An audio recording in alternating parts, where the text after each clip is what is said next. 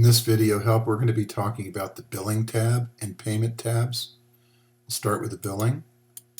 In the billing tab, individual lines represent one purchase or one service. In this line, what you would do normally, it's for the particular client, as you notice here. There's a customer ID associated with each customer. As you'll notice over here, there's a number by each customer. Obviously, these are sorted in alphabetical order. A custom version of this would allow you to have it either by number or by alphabetical order as far as the names are concerned. But that's not such a great deal because you can work on it either way, because there is a billing listing. So if I looked at the billing listing would show me which people have actually been billed or have purchased anything as far as on the invoice level, and what the summary information is for it.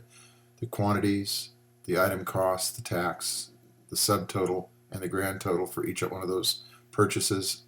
So if I go back in and look at that particular purchase in the portal, it'll show me the line items. So you can see each individual line item that was purchased on that purchase order. Now the whole concept here is that you have a listing, you have one screen that actually allows you to put it in. And now this is in the portal is where you would delete a line if you wanted to delete one line item in the input area. So for example, if I go back here, this will take me into the booking area to where the listing is at. This one would take me to the list we just looked at, and then there's a billing report which we'll cover separately. That is the billing report of all the transactions by the client themselves and the date spans. If you look at the top of this particular purchase system, as far as what's in there now, there shows the tax, the subtotal, the total, and then the payments as far as the balance is concerned. So the sum paid and the balance is remaining. So let's go back into the booking screen and take a look at the billing again to realize what's going on here. You have the same information for the tax, the subtotal, the total, and the payments. The payments being on the tab, if I moved right over to it, you're going to see the same information here. Now this is the actual transactions going on here, summarized at the top. So you'd have a running total of all the items that have been sold and any of the balances. But if you're taking a look at this particular information that's down here on the lines, this is a running history of all the things that have been purchased. So what you're doing is you're looking at each transaction as it occurs in this screen. If you're actually looking at the billing invoice, then you're separating what invoice information is on here by the date where the transaction was actually taken. So when we get into the invoice and explaining that, you can be ready to understand that by looking what's going on here. So this is the transactions by history for the individual for this customer ID. We looked at the billing listing. We'll look at the invoice later, but let's look at the billing report real quick here. There aren't that many sample records in here, but you can get a pretty good idea what's going on. The billing report by ID and name shows the ID and the name of the person in the record and the transactions for that particular person. Now what's important here is you can use the find to actually find records within a date span and you look up here, you see the invoice dates, and they're quite different. You could pick the dates in here or a date range and the client himself or herself based on the name. So you get the name or the ID together and the date. Those are the three principal fields that you can use to do a find. It's the same way on the invoice. It's the same way on the list view to locate information. Now in this particular case, what it's doing, it's taking all the clients, and there's only 2 of them showing right now that are in the system as sample records.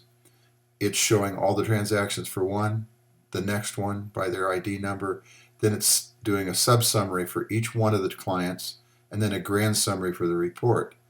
So if you took this and you did a find for this particular person on a date or a date range, and you picked up all the invoices within that range as far as those items are concerned, could be a week, month, quarter, even annually, you can see all the things that need to be accumulated by that period. in these numbers, and also if there's a balance as far as the entire situation is concerned. Okay, so that being said, if you had to, you could run this report and then use this run button again to resort it back out to see this information again. So let's go ahead and go back into this record, and you'll see that if I look in the billing information, that is what it's showing here, the same information. Now with other parts of the app so far, you saw where we had different pop-ups where you could pop up, well, we have one here for the tax rate. Now if you're not doing tax, you don't have to worry about this, just don't even enter it in there, and it won't calculate this information as far as the tax that's due. It's using the base subtotal to calculate the tax on the subtotal. It does a line total. And in this particular case, if you're doing a service for someone, and this is the time that you're going to be doing the service, where you start it and then where you stop it, it will automatically calculate the hours down to the minute that you are actually working. Now, interestingly enough, if you say, for example, you're in a city and you want to travel around the city doing services at different locations, and I have this with other vendors where they're doing work where the time to the location sometimes is so far away or out of the city bounds that you might want to put a mileage break, like if you had to go 10 or 25 or 50 miles or whatever works for you, you might want to charge extra time for moving to a location that is quite a ways away. It's an option you have.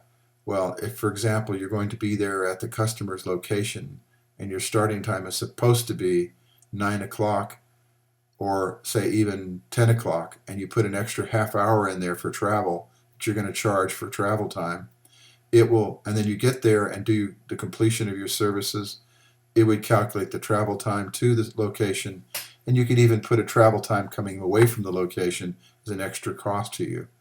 It may not be all that much, especially when you're looking at the cost at 14 times the number of hours to get to this number. The services that are actually provided are a drop down. Now this is actually edited in a different screen. It is available to take the sales item or time and figure out in the, we could call it an inventory system, but it's service and products. But basically you have an inventory of items that you're actually doing for services and selling products. Now in this case, there's also things that are numbered at the top, so they come to the top of the list. If there's a deposit or a return or something like that that you have to charge, you can put that in there. And then here's a product in this case, and then these are services, just to give an example of what's possible to do. Now with that information, you can go into the services area, which is where most of the things are at, and the service listing is where you would go to do that, to edit and add either products or services in that location. Now we've covered the list view of the inventory items as far as the list view here and the report. Now let's go look at the billing invoice itself. The billing invoice itself is really actually quite simple to use if you understand very quickly what we're doing. As we stated before, we had the customer, the booking ID, and then a date range. And the date range is what's used over here. We have the three fields that are principal to you for looking up an invoice. These all have drop downs on them. So if you go into the find mode and you look, you'll see that the first thing it does is present to you your clients and their their booking ID. If you go to the next item, you're going to see the name again, where you can either pick the name and booking ID or both, or you can do a date range to come up with the date range for the booking duration that you're looking for invoices within a certain area. Well, to do that, you should at least minimum take, say for example, the name, then come over here. Now, what I'm going to show you is pretty simple. You click one more time, put in a formula which is greater than or equal to, and this is the starting date, and this could be any date in the year, then less than or equal to, and then the closing date. So in this particular case, they're doing January the 1st to January the 31st for a whole month, and then they're pulling all those invoices together. Now I'm just going to do, for this case, I'm going to do 1 month. I'm going to click out, click back in, and actually I know there's one on the 24th, but it's not for this month. I could do just about anything. You should know a little bit when you come in as far as where these invoices are at. So you would do a preparatory look at your information to see what's out there. But if you can't remember, all you have to do is complete the find, and you'll see that there's one here on the 24th, there's another one on the 17th of the month, or pardon me, yeah, for the month, and these were for 2013. Now what we're going to do here, now that we know what that information is and what we're looking for, you can see it over here as well. You can pick or do this again to run your invoices for whatever date and period that you want to do. The invoice date is more important in this particular case as far as being able to segregate out certain invoices. Now, obviously, there are also balances in this by looking at the information up here. We have the tax again, like we showed on the other sheet. We have the subtotal with the taxes. We have the total together with both of those put together. We have the amount that's due, and then we have the amount that's paid or the balance due. If this were 5883 up here, then this would be 0. And then, of course, the date for the actual invoice period. So knowing that, you have already provided the information that is required in order to run just about any kind of an invoice. Now, in this case, it'll automatically add the client information from the client booking area because you picked the client name when you did the drop-down.